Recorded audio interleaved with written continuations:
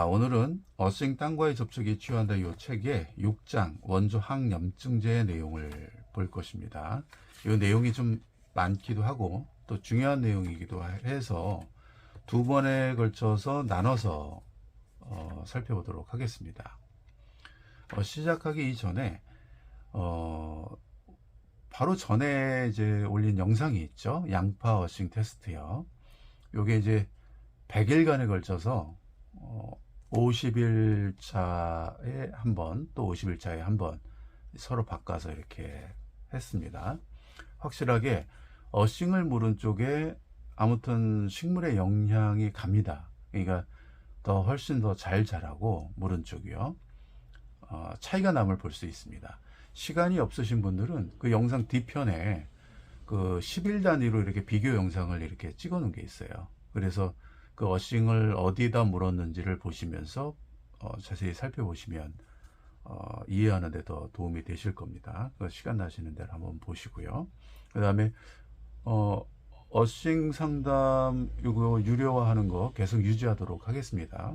확실히 이렇게 막 문자가 오고 뭐 이렇게 전화가 아무 때나 막 오고 뭐 이러는 게 확실히 줄기는 했습니다. 계속 유지하도록 할 거고요. 실질적으로 뭐 간단히 말씀드려서 저희 제품 상담만 받겠다는 겁니다. 그리고 궁금하신 점은 사실 제가 올린 내용 중에 자세히 보시면 웬만한 건 다 있어요. 그러니까 그 내용들을 잘 보시고 그렇게 했으면 좋겠습니다. 자, 오늘 내용은요, 이 6장의 내용인데요. 2000년 클린턴 오보가 지인으로부터 류마티스 관절염이 상당히 진행된 할아버지 접지한 내용, 이 내용입니다. 그러면서 몸의 염증과 땅의 자유전자와 연관이 있지 않을까, 이런 내용입니다. 2000년 되니까 사실 이 내용이 벌써 20년이 지났어요. 이렇게 나온 게, 이런 연구를 한 게요. 그런데도 아직까지도 주변에 굉장히 많이들 모르고 계시죠. 참 안타까운 일이기도 합니다. 그래서 이런 내용들을 이제 해보신 분들은 잘 알죠. 통증도 감소하고 몸에 에너지도 좀 많이 생기고 확실히 덜 피곤하고 면역력도 좋아졌다라는 것도 느낌도 받으시고. 근데 뭐 생활에 워낙에 바쁘다 보니까 잘 못하시는 경우도 있는데, 우리가 이런 지식을 조금 이렇게 공부를 해야 하는 이유는요, 아는 거하고 지식을 아시는 거하고 그냥 모르고 그냥 맨발로 밟으면 좋대 라고 해서 이렇게 시간 날 때 틈나는 대로 이제 밟아야지 하는 거하고는 또 달라요. 근데 확실히 아시는 분들은 열심히 밟습니다. 그리고 남한테 이야기를 해주기도 참 좋고요. 그냥 밟으면 무조건 좋아 뭐 이렇게 하는 거하고는 다르죠. 그래서 우리가 이런 내용들을 조금 이렇게 그냥 기본적으로 이러한 역할을 하는구나. 땅의 자유전자가 몸에 들어오면 체내 염증과 관련된 이 자유라디칼을 진정시키고 안정시키는 데 도움이 되는 거구나. 중화시키는 데 도움이 되는 거구나. 이런 내용들을 오늘 배우게 되는 것입니다. 그러니까 조금 이런 내용들은 조금 지루하셔도 주의 깊게 한번 좀 이렇게 쓱 훑어서 보시면 좋겠습니다. 이 내용은요, 이 류마티스 관절염을 상당히 진행된 할아버지의 내용입니다. 이 앞에 부분은요. 그래서 실질적으로 손이나 팔꿈치나 발이 기괴하게 변형이 되고 너무 아파서 움직이지도 못하고 누워서 생활하시는 분이었는데, 이분을 접지를 해드렸어요. 전도성 패드를 깔고서 접주봉을 연결을 했어요. 그래서 열흘 뒤에 노인한테 전화가 왔는데, 아무래도 다람쥐가 이 전선을 끄는 것 같다는 거예요. 그래서 이제 의아해했죠. 그분은 꼼짝도 못하고 누워 계셨던 분이 어떻게 열흘 사이에 좋아지셨을까? 일어나셔서 돌아다니셨다는 얘기인가? 나가서 확인했냐? 그랬더니 확인했다는 거죠. 그분이요. 그래서 실제 보니까 그게 끊겨져 있었고 연결해줘서 그거를 잘 사용을 계속하고, 이 노인분이 그동안은 꼼짝도 못했는데 장작도 펴시고 또 난로에 불도 붙이시고 이리저리 움직이고 부종도 많이 없어지고 통증이나 이런 것들도 굉장히 감소했다는 이야기가 있습니다. 그리고 결국에 이 노인은 5년 뒤에 숨을 거두셨는데 매일 밤 접지를 하고 주무셨다고 합니다. 그래서 이 장에서는 땅과 체내 염증 간 치유 관계, 이런 내용을 다룰 겁니다. 그럼 염증이라는 걸 좀 알아야 되겠죠. 염증은 보면 병원균, 세포 손상, 외부 자극과 같은 해로운 자극으로부터 신체를 보호하기 위한 복합적인 생물학적 반응이며, 해로운 물질을 제거하고 환부 조직을 치유하는 방어 반응이다. 염증이 생기지 않으면 상처와 감염이 치유되지 않고 조직 파괴가 계속 진행되어 생존을 위협할 것이다. 이게 조직 파괴를 보호하기 위해선 염증 반응이라는 게 꼭 필요한 거고, 해로운 물질을 제거하고 환부 조직을 치유하는 과정이 염증이라는 겁니다. 그러니까 꼭 필요한 겁니다. 염증이라는 게요. 자, 그래서 이 중요한 내용을 한번 빠르게 보도록 하겠습니다. 읽어볼게요. 면역계는 병원균으로부터 신체를 방어하고 환부나 수술 부위의 조직을 재건을 돕는다. 신체 어느 곳에 문제가 발생하면 우리 몸도 마치 119를 부르는 것처럼 경고음을 울려서 백혈구와 다른 특수세포를 현장으로 호출한다. 이것이 최초의 반응이다.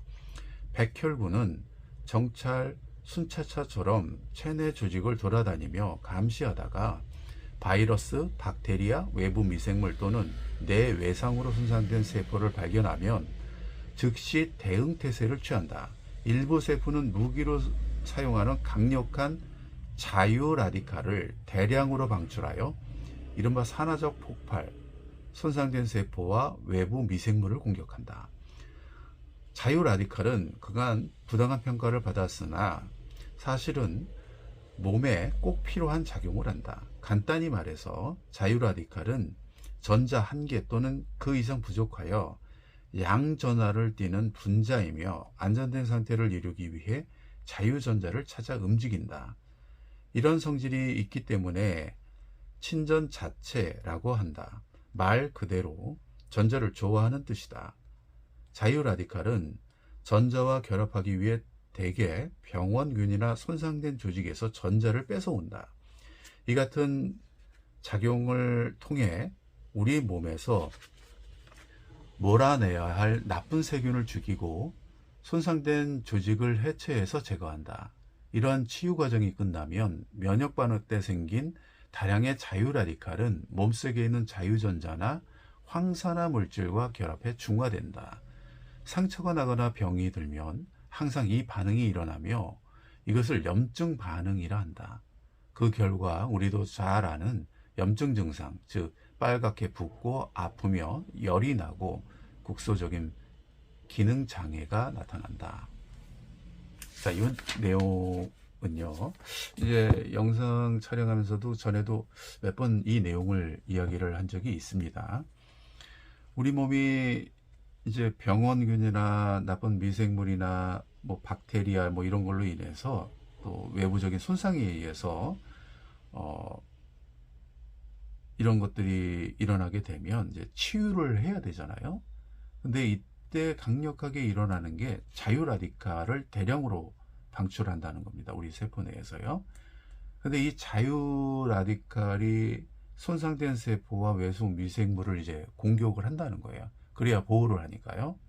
근데 걔네들을 공격하고 나면 쉽게 얘기해서 안정화되어 있어야 돼요. 걔네들을 무찌르고 나서 딱 스톱하고 있어야 되는데 어떤 원인에 의해서 가만히 있질 못하고 좋은 세포까지 공격을 해요. 그 원인이 바로 전자가 부족한 경우에 그렇다는 거예요. 자유 라디칼은 전자 1개 또는 그 이상이 부족하여 양전하를 띠는데, 자유 라디칼이 양전하입니다. 양전하를 띠는데 분자이며 안전된 상태를 이루기 위해서 자유전자를 찾아 움직입니다. 안정을 찾기 위해서, 중화되기 위해서 전자를 찾아 움직여요. 그게 전자를 좋아한다는 뜻이죠.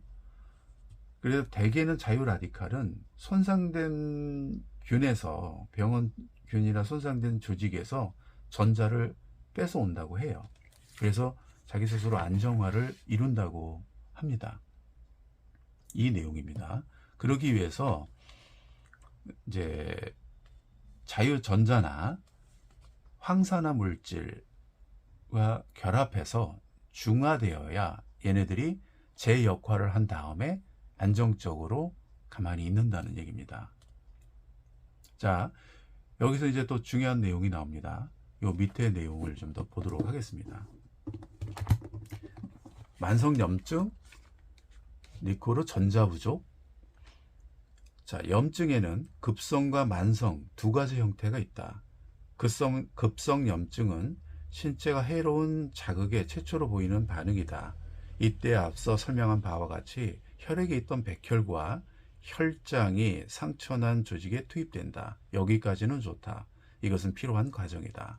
그 다음으로는 만성염증이 있다. 이것은 좋은 게 아니다. 만성염증이란 염증 부위에서 진행 중인 작용이 점차 변질됨을 의미한다.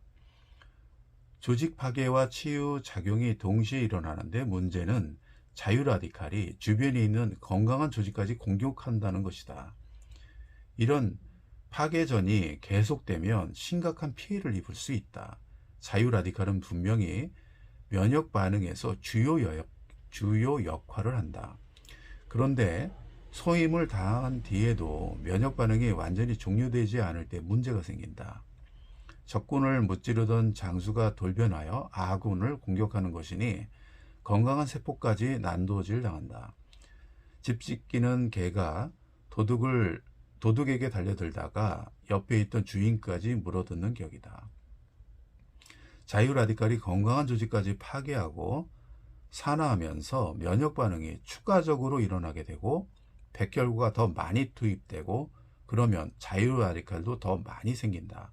이러한 작용 때문에 자유라디칼에 대한 인식이 나빠졌으며 과학자들도 만성질환과 노화, 특히 노화 촉진과 수면 단축의 원흉이 자유라디칼이라는 데 만장일치로 동의한다. 정상적인 염증이 걷잡을 수 없이 만성으로 치닫는 까닭은 땅과의 단절이 있다고 생각한다. 사람들이 고통을 받은 까닭은 전자 결핍, 즉 자유전자가 부족하여 자유라디칼이 횡포를 부리기 때문이다. 자유라디칼이 건강한 주변 조직을 계속 공격하면서 악순환이 이루어지고 확대된다.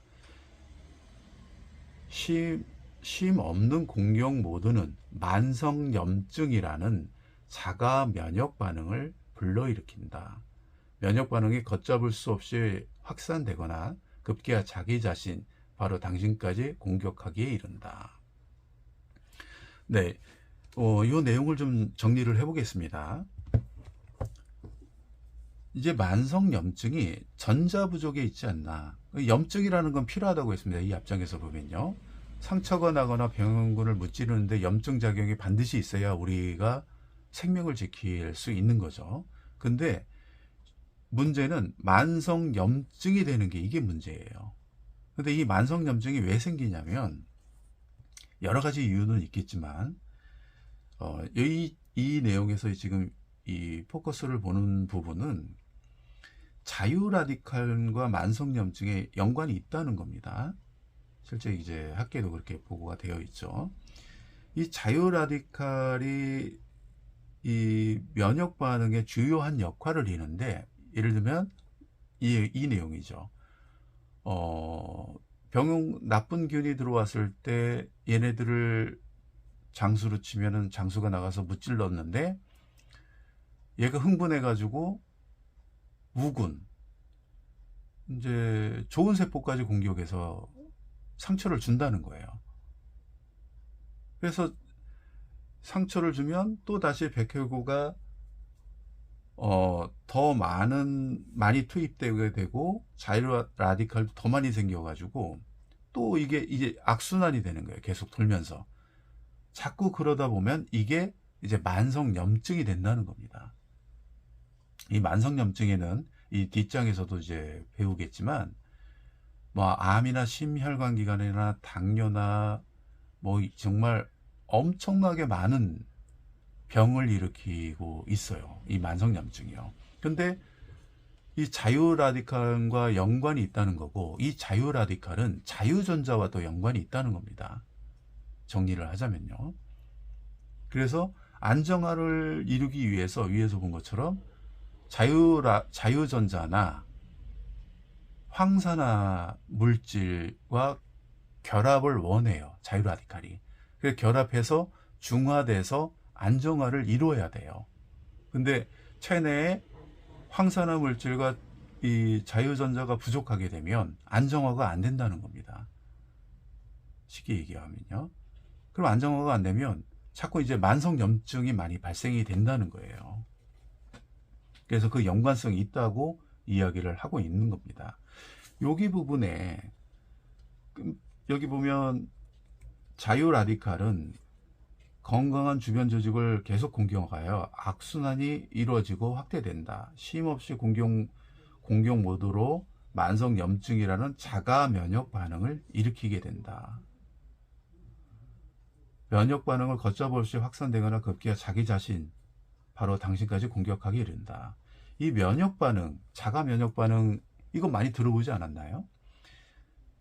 이 코로나 때문에 백신을 맞고서 젊은 분들이 이 자가 면역 반응 때문에 자기 스스로 공격해 가지고 돌아가시는 분이 있었죠.